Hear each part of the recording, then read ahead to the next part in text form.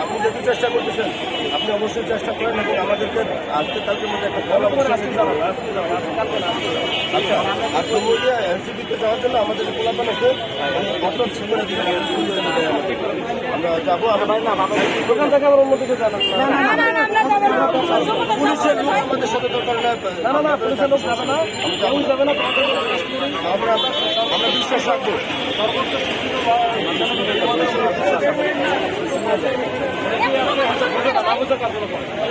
এটা না করে আমরা